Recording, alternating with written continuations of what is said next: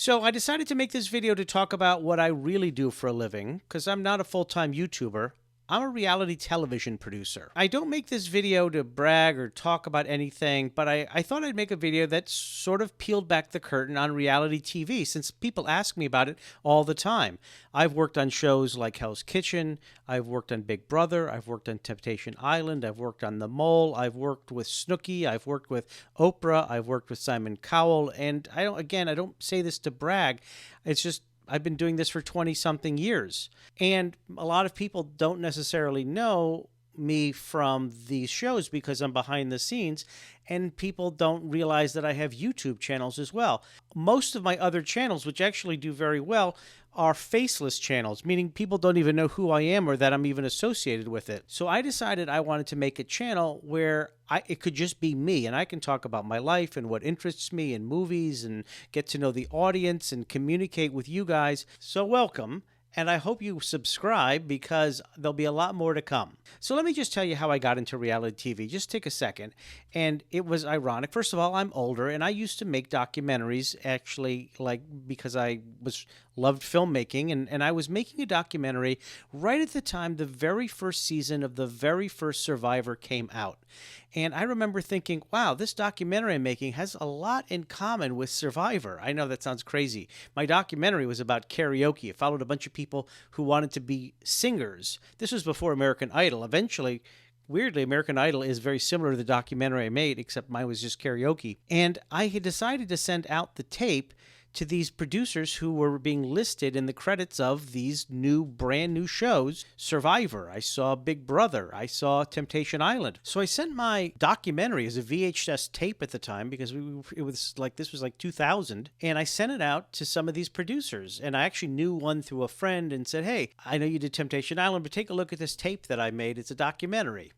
And they called me back and they said, you know what, we're looking for people who have experience in documentary, but experience in TV, and you seem to have both. Would you be interested in, this was Temptation Island, going for 2 months to some island in Costa Rica and doing the interviews of the characters for this thing called reality TV? And at the time, I didn't even know what this meant. I just kept thinking to myself, I mean, I actually said yes because it was 2 months in Costa Rica, all expenses paid, and there was going to be a lot of women in bikinis. I knew nothing beyond that. So I got there, and I was in charge of just producing the characters. What does that mean?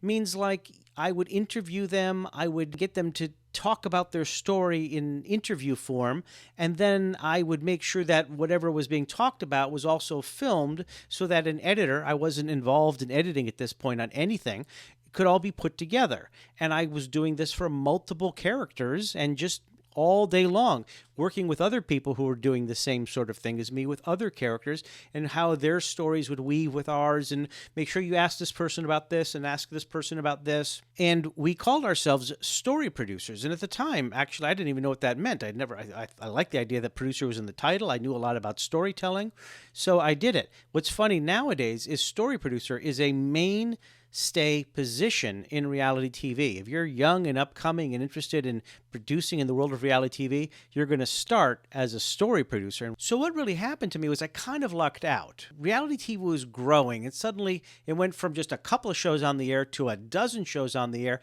But because I already had a decent credit on a hit show, Temptation Island, I suddenly started getting calls from a lot of people to go on their shows and do the interviews and so forth.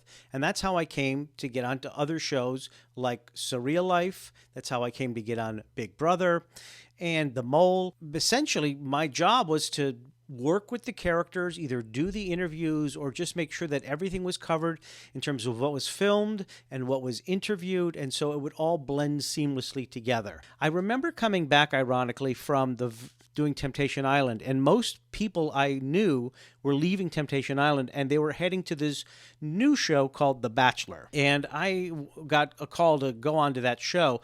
And to be honest, I was like, what's the show about? And they go, oh, it's about a guy who's going to live in a house with a bunch of women, and at the end of the day, he's going to ask one of the women to marry him. And I thought to myself, that's the worst idea I've ever heard, because why would any woman say yes to some man who's dating 25 women at the same time? If I'm a woman, I'd be like, get the hell away from me. Seriously, that's like how new this whole thing was to me. Anyways, I wound up doing a different show. I wound up going on to do Big Brother. Big Brother was more interesting to me because it was all like a hermetically sealed world where these people lived, and it was two-way mirrors. The show was literally about them sort of voting each other out and who was going to win. And I liked the competition aspect of it. And I realized I didn't like shows so much about romance. I tended to like shows that were more competition based, which would lead me down the path of why I would do things like Hell's Kitchen and The Mole and True Beauty and so forth, because I kind of found myself in the world of what they called competition elimination reality TV. What's ironic is that at the time, all reality TV fell under the one bucket. If there was a reality TV show, it was all the same thing. Nowadays, we go, oh, well, there's docudrama, docu-soap, there's competition, there's lifestyle. It's funny, back then, they were all the same bubble. If you could make for Temptation Island, you could make for Real Housewives because they were under the same umbrella, reality TV. And that actually was kind of how I was able to ride the wave, because what had happened is there was so many new reality shows coming, and I was one of these few people that actually had solid credits already before like anybody else was in the game. I immediately jumped within like a 2-year period from the story producer to the supervising producer. And that was kind of amazing. Now, here's what happened to me as a senior supervising producer. I did a show called The Family that came out in 2003, and on it, I met my future wife. It was a good show. It didn't do well. It ironically came out right around the time of the war in 2003, and honestly, there was at this point so much TV and news and reality TV, it kind of got steamrolled because it was a good show. And one of the things that I realized about working in reality TV that I liked so much, and which is different than the scripted television, was that we would make these shows and turn them around really fast. And they would do really well. But prior to reality TV, I had worked on indie movies and TV that would take like a year to come out. And by the time it came out, maybe it did well, maybe it didn't. But now I was working on shows, especially like something like Big Brother, where, you know, you're making the show on Monday, it's on the air on Tuesday, where literally as you're making it, people are watching it. And I started to realize that when I would go like to the dentist, and they would like ask me what I did for a living, and I explained it like they knew what was going on. Like they knew what I had just done the previous week because they had seen it on TV. And I realized that the immediate reaction from the public was incredible. And I just kind of got sucked into this world of reality TV. Even the same thing with Hell's Kitchen. I mean, even though you'd shoot it and it would still take 6 months to get on the air, people would always say, well, how can I get into that restaurant? What's Gordon like? And I would, you know, be able to explain it to them.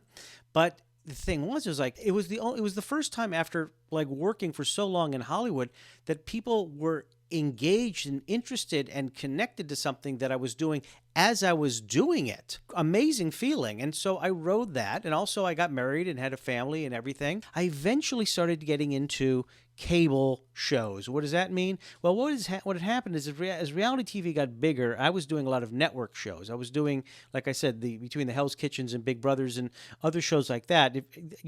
I'll put a link in the description to my resume. There were a lot of network shows. When I moved to New York, I actually started doing cable shows. I've been in New York now a long time, and it was very different because the big network shows had big budgets and the cable shows had smaller budgets.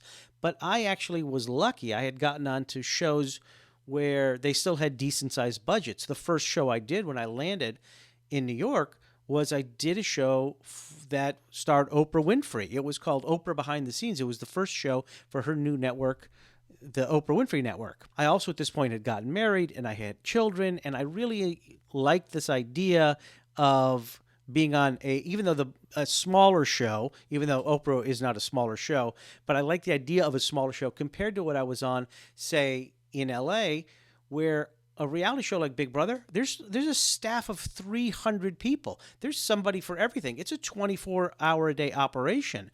Something like the Oprah Winfrey Show, there was a team of people who filmed Oprah in Chicago, and then I worked in the edit bays with my post-production team in New York, so I didn't have to travel. I could be home every day for my kids. They were babies at the time, and I kind of liked it. So I rode that wave of how do I stay in post-production so I don't have to travel for years and years and years. And as a result, if a show came along and it was TLC, I took it. If a show came along and it was MTV, I took it. I say smaller show, but they're not really small shows. They were just local shows. They weren't travel shows. I had gotten an opportunity when I was back in LA to work on Amazing Race.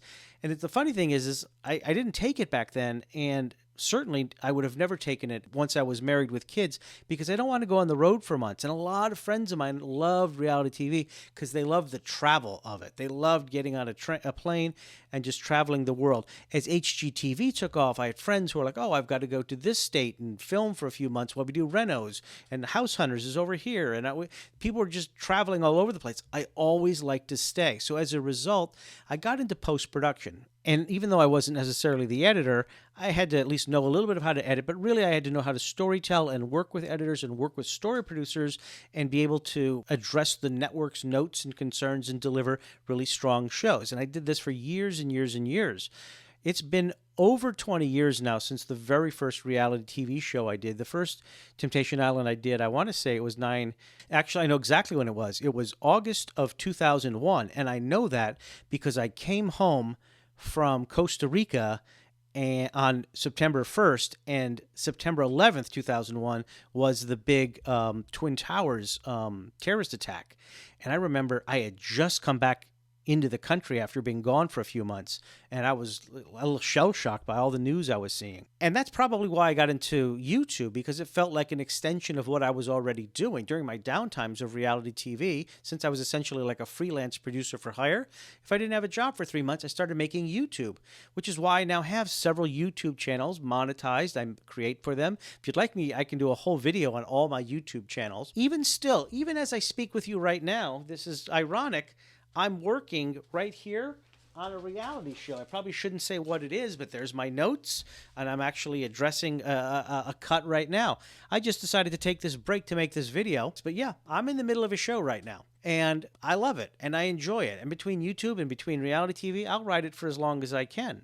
It's been 20 plus years. So far, so good. And that's the video, folks. I hope I didn't talk your ear off. I don't know if any of this was interesting to you, but this is who I am. And I've decided to make this channel to talk more about who I am. I'll talk about the videos I do. I'll talk about the movies I like. I'll talk about, well, really almost anything, because I wanted to make a channel that was just about me and not any of my other 5 YouTube channels that are doing well, but are completely faceless. You would have no idea that it's actually me. Thanks so much for watching, and I will answer questions in the comments if you want to put some in there. And if you like what you saw, be sure to subscribe, blah, blah, blah, like, all that stuff. Just asking. Bye, guys.